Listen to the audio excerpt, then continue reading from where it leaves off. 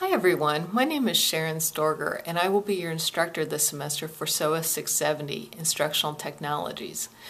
I thought I would begin this semester by giving you a little bit of information about myself, just so that we can sort of get to know each other a little bit. I recently moved to Milwaukee from Bloomington, Indiana. This is the Indiana University website. And while I was at Indiana University, I received my PhD in information science, spent a lot of time investigating virtual worlds such as Second Life as part of my dissertation. Before moving to Bloomington, though, I lived in Illinois for a number of years. Ivesdale, Illinois is the little small town where I grew up, and I'm not sure if you can see this on the sign going into town, but the little town that I grew up in, Ivesdale, has a total of 350 people on a good day.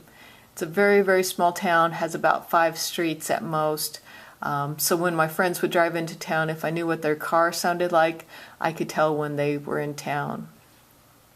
Ivesdale's about 20 miles southwest of Champaign-Urbana, and I got my undergraduate degree in journalism at the University of Illinois. I also received my master's in library and information science from the University of Illinois as well. In between getting those degrees, I lived for a couple of years in Lincoln, Nebraska. And while I was at Nebraska, at UNL, I became friends with some teachers who lived in Omaha. And one summer they decided to take a group of students on a trip to Europe. And they needed some chaperones and they invited me to go along with them. It was a fantastic trip. In addition to going to England, Spain, and France, we also spent a little time in North Africa. So it was a very, very great trip. Lasted about a month. By the time we got back to the States, it was like, oh my gosh, this seems very, very foreign.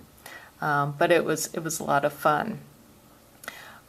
When I got my master's in library and information science from the University of Illinois, I started working in a number of different types of libraries. I worked in public, school, special. Even for a while I worked in a library system in Illinois. In addition to working in those different types of libraries, I also spent some time on the corporate side of things, and I worked for the Gale Group in the Detroit area. This is a picture of a library in ruins in Detroit. I really got to spend a lot of time in Detroit, as well as Ohio to Montana and 3 Canadian provinces, which was my territory at the time. But home base was always Detroit, and so I developed a very special place in my heart for the city. This picture is a library that had been abandoned and is in ruins. I always hope that someday Detroit will experience a revitalization, but right now it's trying, but hopefully it'll get there someday. So this has been a look about the different types of libraries that I've worked in and some of the different types of jobs I've had. But what do I do in my free time? I do have free time, don't I? Some days it doesn't seem like it, but when I do have some free time, I like to go to the movies. And one of the movie theaters in my area is the Oriental Theater. It's close by where I live. And it's kind of an interesting theater. It was opened up and built in 1927. Very, very interesting architecture inside that theater. Another theater that I like to go to is the Downer Theater, and this is an older theater. It was built in 1915, and this theater is actually close to the UWM campus, not too far. So those are 2 of the theaters that I like to go to, especially on a really slow Sunday afternoon. Sometimes it's fun to just get away from the work and spend a couple hours sitting watching a really good movie. Other things that I like to do in my free time, one of those includes reading. It's a hazard of the profession, I suppose, and this is a stack of books that I received during the holiday break that I need to go through and still haven't gotten there yet. That's a hazard of the profession, I suppose. I also enjoy running. Reading and running, I liked all these R things. And in October, a group of people in my office and I decided to run in the Panther Prowl.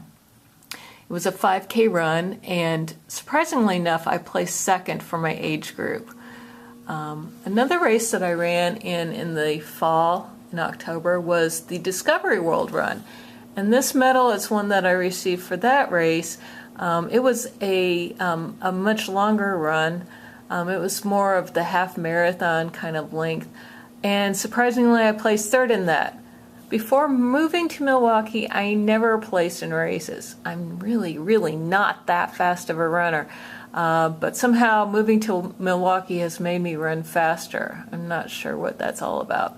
But hopefully my knees will hold up to all this running and I'm able to run and keep getting faster in my races.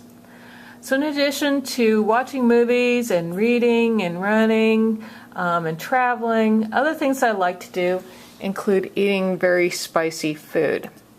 And one of the spiciest dishes I have encountered so far in my search for spicy food has been at the Himalayan Kitchen in Salt Lake City, Utah. Food at this restaurant was so spicy that it brought tears to my eyes. I had tears streaming down my face while I was eating this. It was fantastic. Another place I used to go to when I lived in Champaign was a Thai restaurant, and I would order my food Thai hot. And one evening when Bernie, my husband, and I were picking up some carry-out food, I was talking to the owner of the restaurant and was telling her that I would take the food home and add sriracha sauce and some other spices, and she gave me the biggest hug. Because very few of her customers not only ordered the food Thai hot, but then would take it home and add additional spices to it.